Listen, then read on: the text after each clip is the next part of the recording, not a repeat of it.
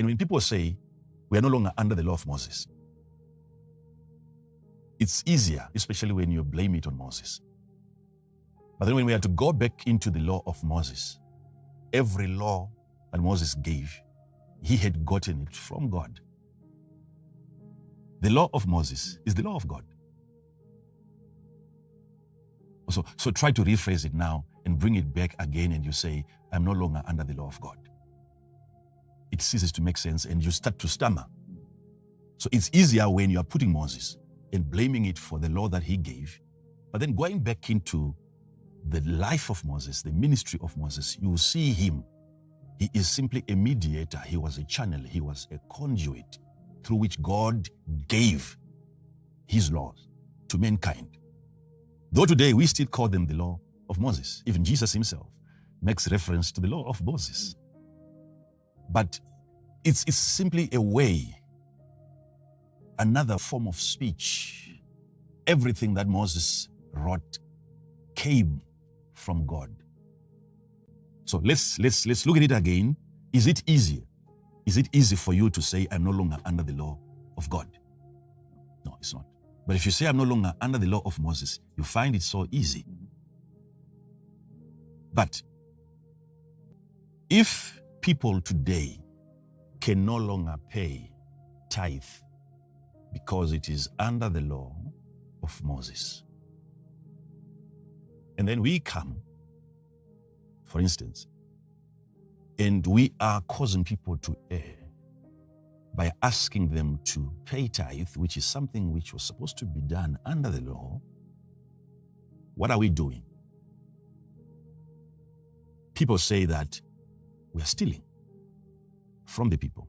We are robbing the people of their hard-earned money. Because under the New Testament, there isn't such a law that requires people to tithe.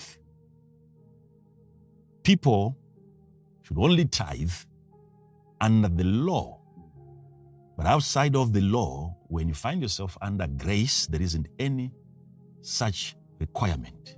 You should not give your 10% to God. It's an Old Testament practice.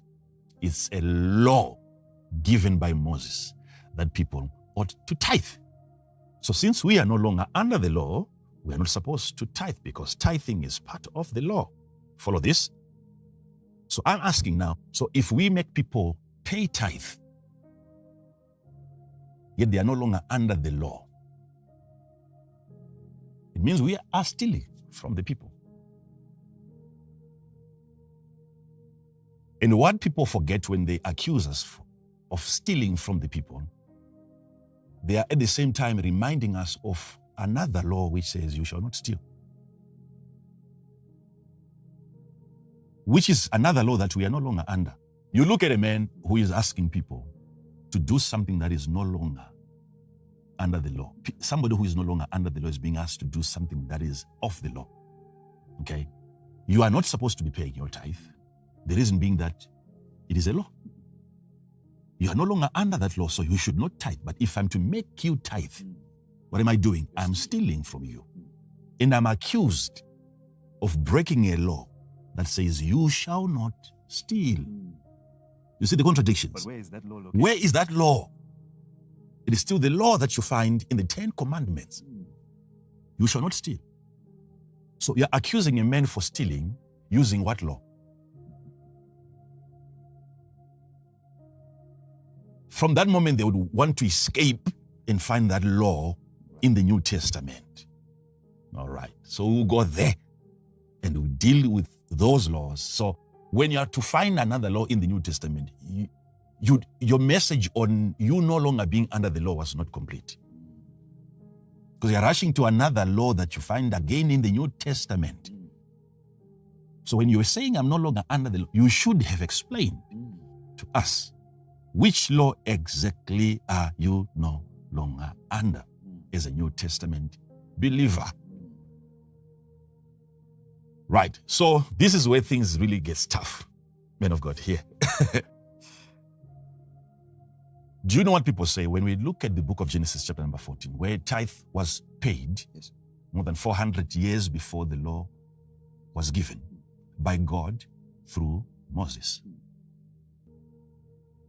What is believed by most people is that Abraham's payment of the 10% was not by the commandment of the Lord, it was a voluntary act. So we should not derive that. We should not make people pay tithe based on something that somebody simply volunteered outside of God's commandments. So let me understand you there just for a moment. The understanding is just for a moment until we work out something. Let's agree on something here. When you say that Abraham paid tithe to Melchizedek, and it was not a commandment, he was not commanded. So we must not command people to copy what Abraham did without being commanded. Right? That idea that Abraham was not commanded, please agree with me, the sooner the better, that it is an assumption that you are making. You have no scripture that tells you that he wasn't commanded. It's an assumption. And the reason why you're assuming it is because you can't find where he was commanded. So it is simply lack of proof that has helped you to find rest on that assumption that it was voluntary. Where is the scripture? Because if you say that it was voluntary and there is so much emphasis, then you must have a scriptural basis that tells you that it was voluntary. It's an assumption, so don't be too strong, basing your argument on an assumption that is unfounded in terms of a scriptural reference. Who said that it was a voluntary act? So let me show you a scripture here. Genesis chapter number 26, and verse number 5. Hear what God is saying. This is God speaking. Because that Abraham obeyed my voice. Who is speaking? God. It's the Lord. Yeah. God is saying, Abraham obeyed. There is an obedience. My voice. This is not Moses. This is Abraham before the law of Moses. Abraham is obeying a voice that talks to him. So he's being given instructions by the voice. Before you think of any voluntary action, there is a voice. Number 2. And kept my charge. He kept my charge. My commandments. My commandments. Before the 10 commandments were ever given. And my what again? My statutes. My statutes and my laws. My laws. Abraham was under the law. Wow.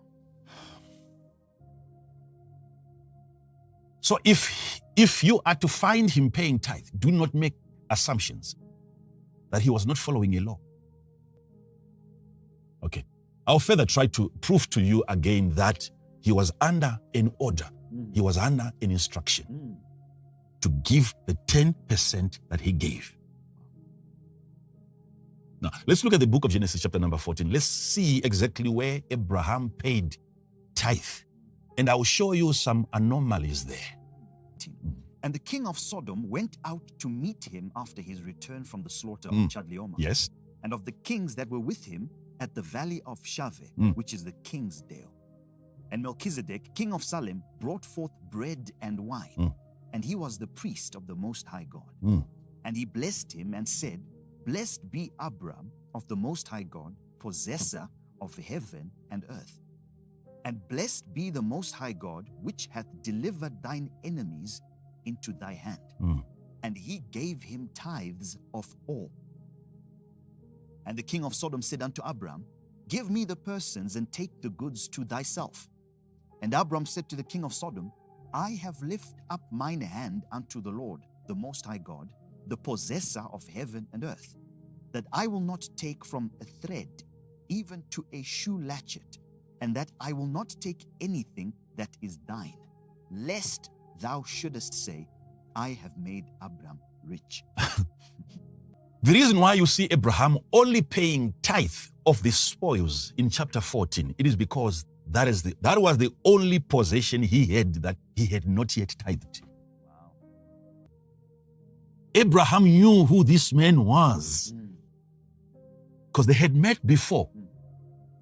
The paying of tithe was a practice. Again, it wasn't a voluntary thing. Abraham obeyed my voice and my statutes and my commandments and my laws. Right.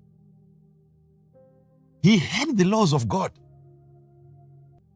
We say we are no longer under the law. Which law are we no longer under? Abraham was a lawkeeper. So what he was doing there was an observation of a given law by God. How would God measure the obedience of Abraham if there wasn't any law? Can't you see, just looking at the text, that this is not the first time that these people are coming together? And why did you only pay tithe of the spoils in chapter 14 of the book of Genesis? Because that's the only thing that he owed Melchizedek. Of everything Abraham had, he had already tithed.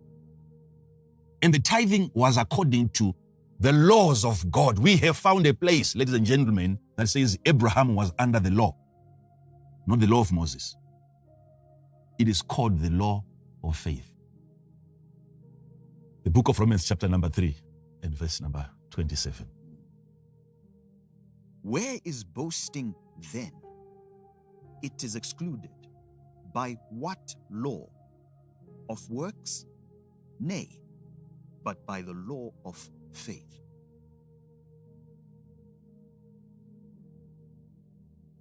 Why is Abraham the father of faith? This is pointing out to a certain law that we are now under, that Abraham was under. Now, if Jesus is to come and to fulfill the law, it means the law was not full. The law was not complete. And how did he fulfill it? Did he fulfill it by taking it away? Or he fulfilled it by making it complete? How did he make it complete?